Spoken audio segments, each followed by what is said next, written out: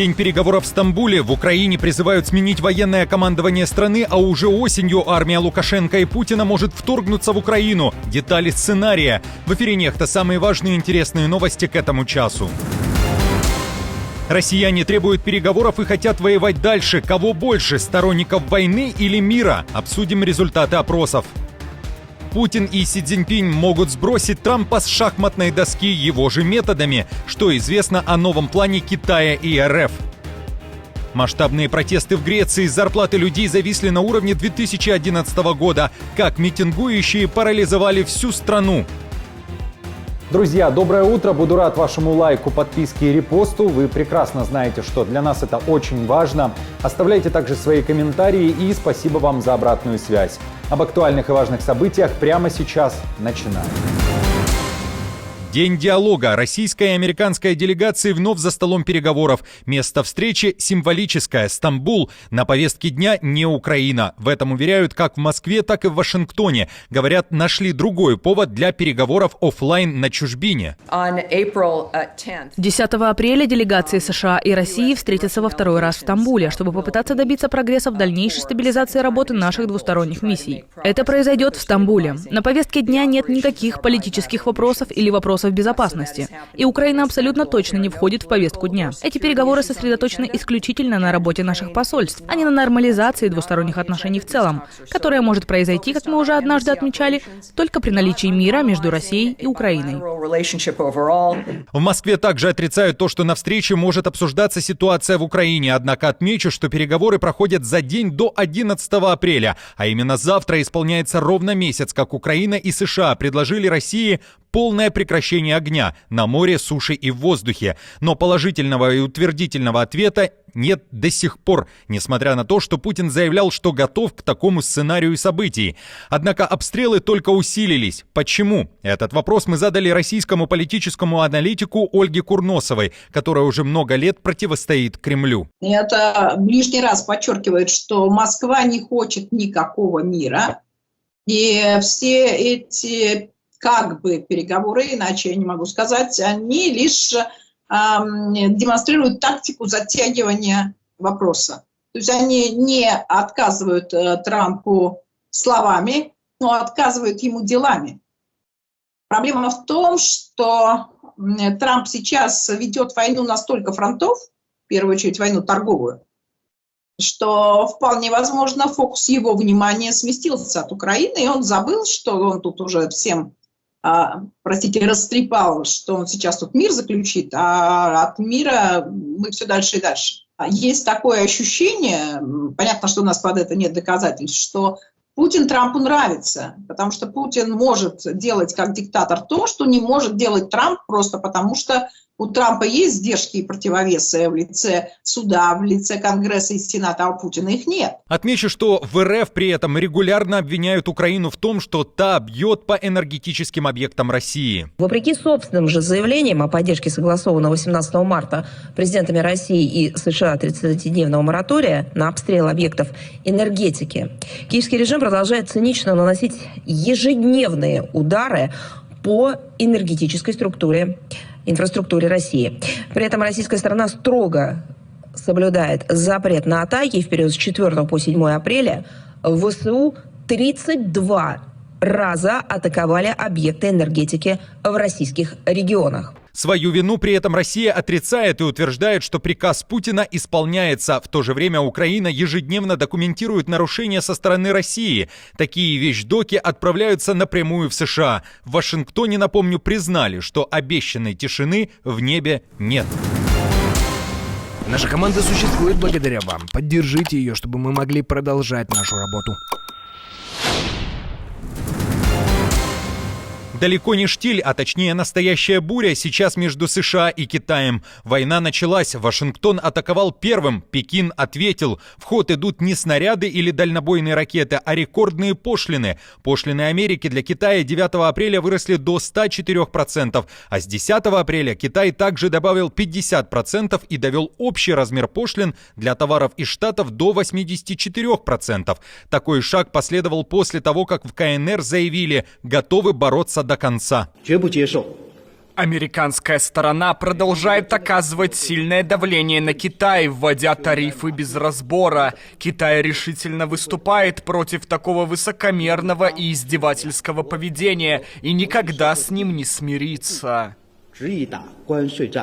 Но и на этом Трамп не остановился. Он пошел дальше и ввел 125% пошлины на китайский импорт. И если для Пекина он выбрал кнут, то другие страны наградил пряником и заявил, что дал разрешение на 90-дневную паузу на введение новых пошлин США. Дал понять, Китай поступил неправильно, а другие лидеры стран пошли на контакт. В Пентагоне тем временем озадачены не тарифами, а ракетами. Там уверены, скоро США могут оказаться голыми и босыми, если вдруг начнется настоящая война между Америкой и Китаем. Штаты рискуют остаться без ракет в Азии из-за войны в Йемене. Военные Трампа расходуют оружие слишком быстро. Атаки на хуситов на Ближнем Востоке истощают запасы дальнобойных ракет и боеприпасов, которые нужны для сдерживания Китая. Об этом пишет Нью-Йорк Таймс.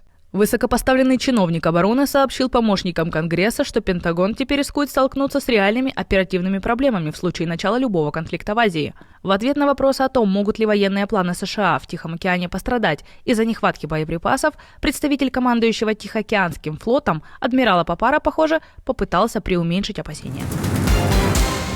Трампа могут сбросить с шахматной доски Путин и Си Цзиньпин, причем сделать это методами самого Трампа. О том, как американский президент может быть легко обведен вокруг пальца, пишет политолог, экс-директор по вопросам Китая при министре обороны США в 2005-2006 годах Джозеф Боско. В своей авторской колонке для The Hill он уточняет, что Трамп описал свои переговорные способности в книге «Искусство сделки», написанной в 1987 году вместе с Тони Шварцем, где хвастался, что сбивает собеседников с толку, занимая крайние позиции в начале переговоров, а затем соглашаясь на меньшее в итоговом соглашении.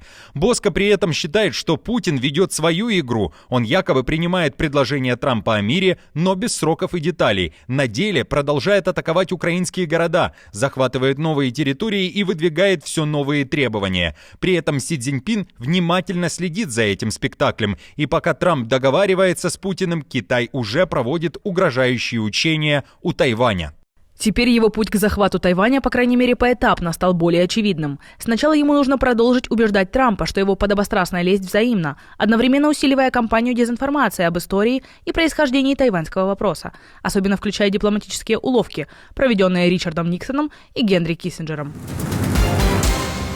Треть россиян по-прежнему хочет, чтобы Россия воевала против Украины, а вот количество тех, кто выступает за мирные переговоры с Украиной, не меняется уже 3 месяца, и таких 58%. Об этом говорят последние данные опроса российского Левада-центр. В целом же цифры интересные. За переговоры в основном выступают женщины, кроме того, люди в возрасте от 25 до 39 лет и те, кто живет в больших городах. Сторонники мира недовольны тем, что происходит в стране, не поддерживают Путина, доверяют больше новостям в YouTube, а не на телевидении. А вот сторонников войны больше всего среди мужчин, людей старше 55 лет. Они же считают, что страна движется в правильном направлении, доверяют телевизору и Путину. Усталость внутри России от войны против Украины реальная, однако полностью цифрам доверять нельзя. Но тенденция очевидна, настроение меняется, и Кремль это чувствует. В этом уверена политический аналитик Ольга Курносова. Она же рассказала, волнует ли Путина мнение россиян. Они, может быть, и не думают, но их мнение людей, конечно же, интересует, потому что это тоже одно из отличий диктатуры от авторитарного строя. Диктатору важно, чтобы его поддерживало население. Хотя, казалось бы, диктатор, он на то и диктатор, что у него в руках все жесткие полномочия, тем не менее, диктатору важна вот эта самая поддержка. И то, что люди устали от войны, это тоже факт, это как бы факт достаточно очевидный. Тут трудно сказать, насколько цифры, именно цифры адекватны. Но, безусловно, они показывают, а главное то, что динамика цифр, она всегда соответствует реальности, даже если цифры и от реальности отличаются. Да? То есть все это показывает, что люди в России действительно от войны устали, и они хотели бы, чтобы война закончилась. И это, конечно, какое-то влияние на Кремль оказывает. Масштабные совместные учения России и Беларуси «Запад-2025» могут быть элементом подготовки к новому наступлению на Украину. Такого варианта не исключают в Киеве. О новых угрозах заявляют в Генштабе. Главком ВСУ Сырский уточняет, что все учения имеют свою цель, и одна из них – это скрытое создание группировок наступательных войск. То есть видимость учений – это наиболее приемлемый способ перебазировать, перекинуть войска, сконцентрировать их на каком-то направлении и создать группировку войск. Собственно, так начиналось и в 2022 году. Вы же помните, что сначала была создана группировка, она проводила учения, и мы все надеялись, что они закончатся. Российские войска вернутся на свою территорию. Военные учения РФ и РБ «Запад-2025» стартуют уже осенью. В Минске и Москве уверяют, что никто ни на кого нападать не собирается, но при этом армии Путина и Лукашенко хотят показать, что готовы отражать некие угрозы. Напомню, в НАТО заявили, что отреагируют на эти учения, если будет создана угроза для восточного фланга Альянса. Сейчас я не хочу вдаваться в подробности о том, как мы будем реагировать, но это не просто очередное рутинное событие. Ко всем подобным мероприятиям мы относимся серьезно. Громкое обвинение. Экс-начальник штаба украинского Азова Богдан Кратевич считает, что Украине нужен новый главнокомандующий. Сырский должен уйти в отставку и закрыть за собой двери. В большом интервью для британской газеты The Guardian он заявил, что Сырский подвергает риску жизни украинских солдат, отдавая граничащие с преступлением приказы. В частности, Кратевич уточняет, что командование не учитывает новые угрозы на линии фронта, дроны, планирующие бомбы, глубину удара. Например, украинских солдат, которые имели право на отдых и восстановление, держали недалеко от линии фронта, буквально в 50 метрах, постоянно подвергая опасности. Армией управляют в ручном режиме, как в годы Второй мировой. Кратевич заявляет, что ушел со службы, чтобы открыто заявить о том, как жизни бойцов превращают в расходный материал. Сырский не пытается применить высокую науку и военное искусство. У него всего две функции. Если враг атакует, он просто бросает туда больше людей. И если враг превосходит по численности, выводит людей и говорит, что беспокоится о них. Издание уточняет, что Генштаб ВСУ не отреагировал на запросы редакции прокомментировать данные обвинения Кратевича. Суточная забастовка парализовала Грецию. На 24-часовой протест вышли тысячи граждан страны. Конфедерация профсоюзов государственных служащих Греции требует повышения зарплат, которые зависли на уровне 2011 года. Из-за всеобщей забастовки остановилось все. Работа аэропортов и метро, автомагистрали опустили, автобусы в режиме паузы.